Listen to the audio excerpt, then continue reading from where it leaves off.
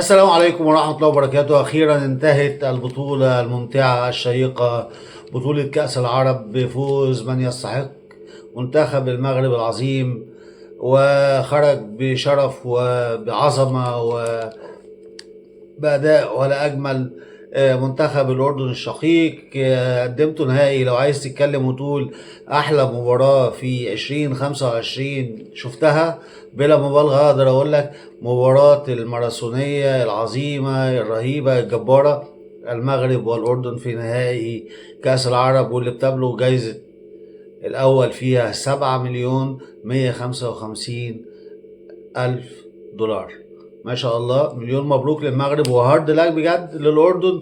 والنهارده كان متوقع أي حد فيهم يكسب، لأن الاتنين ولا أعظم بعد وقت إضافي يحسمها عبد الرزاق حمد الله. وهنا هنتكلم عن كلمة السر.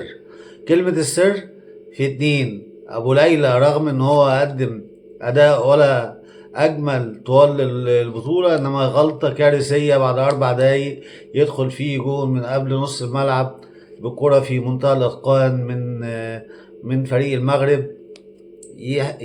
يدخل في الأردن بعد 4 دقائق فقط، وتنقلب الأمور.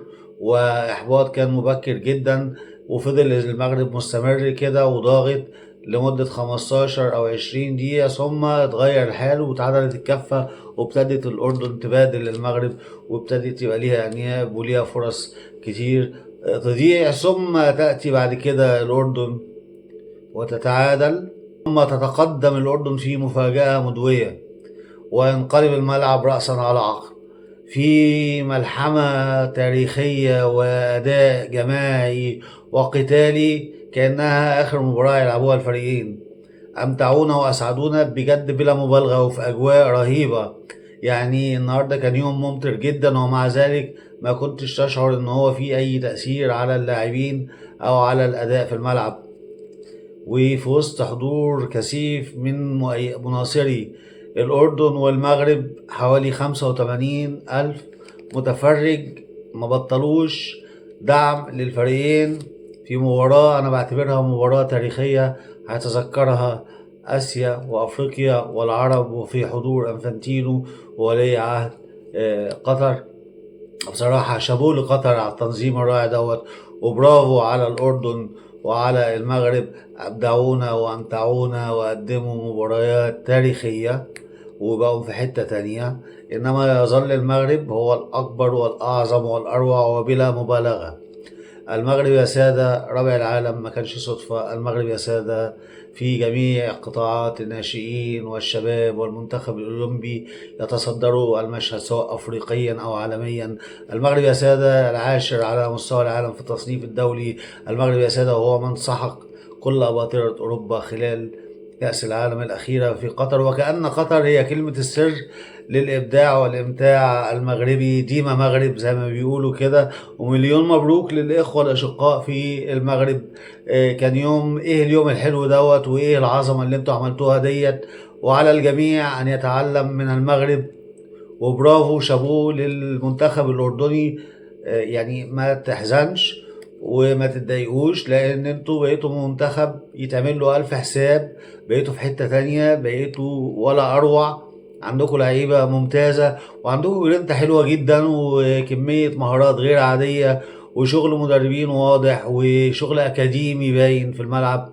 فشابوه لمنتخب الاردن على ما قدموه. وزي ما بيقولوا لكل جواد كبوة. ابو ليلى اللي شال الاردن على مدار البطوله وعمل مباريات كبيره جدا حتى امام السعوديه، هو ابو ليلى اللي اخطا النهارده اخطاء ما كان يجب ان يخطئها، وكان ليه جزء كبير بدون قصد طبعا ان الاردن تخسر النهارده امام المغرب. ويكون عبد الرزاق حمد الله البديل ينزل، ويبقى كلمه السر يتعادل للمغرب في اخر 3 4 دقايق، ثم ينصر المغرب يبقوا 3-2 في الدقيقة 99 من الوقت الإضافي. وهنا تنتهي بطولة هي الأجمل والأروع في تاريخ الكرة العربية. مليون مبروك يا مغرب، ودائما وأبدا المغرب تسعدنا بأدائها العالمي، لأنها لم تصبح خلاص تقدر تقول ان هي بتنافس في دولة الافضل افريقيا ولا عربيا ولا اسيويا من مصري كلمة حق بما يرضي الله. انت بتتكلم على المغرب ان هي دلوقتي قوة عالمية. لو حطيت 5 منتخبات عالميين كبار هتحط المغرب منهم. مليون مبروك للمغرب وللشعب المغرب، تسألوا كل خير، والشغل اللي عملتوه ظاهر جدا، ولكل مجتهد نصيب. ديما مغرب.